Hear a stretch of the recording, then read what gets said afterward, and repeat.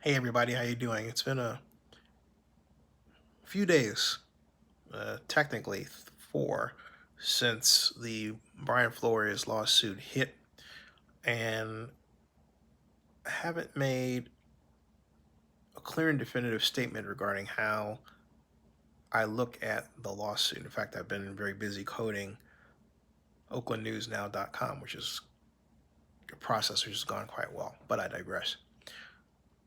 I regard Brian Flores, the now former Dolphins head coach, as the Curt Flood of his day. Now, you would say, well, who's Curt Flood? Curt Flood was a St. Louis Cardinals player of note, excellent player actually, who fought something called the reserve clause. And the reserve clause basically says that you, as the player under contract with that particular baseball team, are beholden to that team for the rest of your life. He said, no, I'm not. He took his case all the way to the United States Supreme Court, and even though he lost, Curt Flood opened the gates for baseball free agency. Now, do I think that's going to happen with Brian Flores' lawsuit? I simply don't know. But I know it's gained so much traction that one has to sit back and applaud Brian's effort. There is extreme racism in the NFL regarding black head coaches that makes me think that some of the owners think like Al Campanis. You would say, who's Al Campanis? Al Campanis was a manager for the Dodgers who in 1979, actually 1987, excuse me, got on Nightline. And actually, not, it wasn't 87, I'm sorry, it was 79. Got on Nightline and basically said that we, African Americans, didn't have the intellectual capability to run a baseball team as a manager. And he said a lot more. That got him fired, and it should have. And it started a process within Major League Baseball where it is quite common to see a black person manage baseball teams and go from one team to the other as a coach, like Dusty Baker has done on any number of occasions. However, in the NFL, that process does not exist. It's so bad that black coaches are, according to what we've heard, being asked to throw games. And think about the logic of that. Okay, so you pay the guy to throw a game. Brian Flores didn't take the cheese.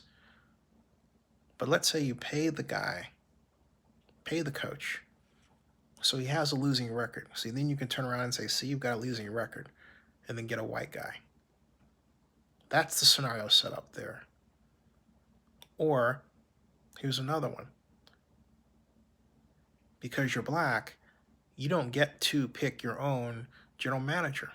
Hey, guess what?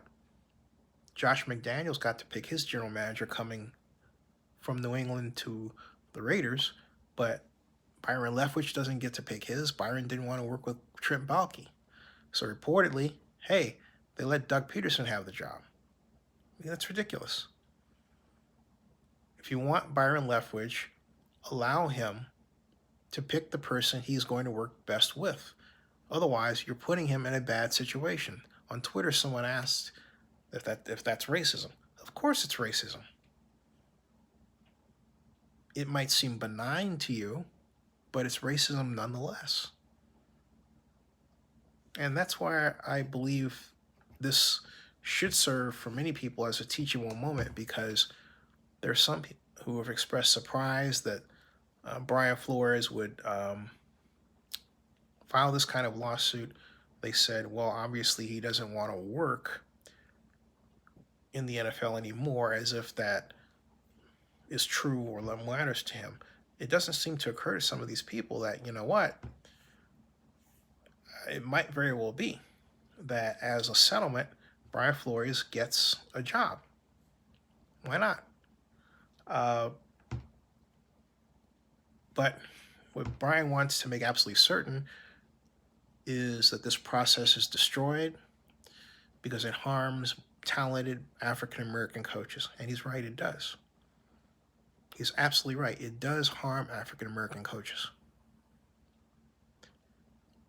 So don't damn Brian Flores for his actions. Embrace him and applaud him for his actions. Because he took what could be a sacrifice, I don't think it's going to be, in order to exact change. And you should shame the people in the NFL, and we should know who they are by name, who are carrying out person's inhumanity to another person. That's what this is. Okay? So that's where we are with this. It's not a good look. It's not a good feeling, but it is where we are. Doug Peterson is now the Jaguars coach. And so now it opens the question. Will team owners have these special little adjustments they won't make because the coach on the receiving end of them is black? That really goes without saying. It also goes without saying that Byron Leftwich should have had the choice of GM. Period. End of story. That should have been his choice. That they didn't do that, the Jaguars, opens the door as to really what they really want a qualified black head coach. Byron is clearly that. But you have to give him a level playing field and a smooth landing runway. The Jaguars failed to do that. I'll have more to say about this. Subscribe to Zennie62 and bookmark oaklandnewsnow.com.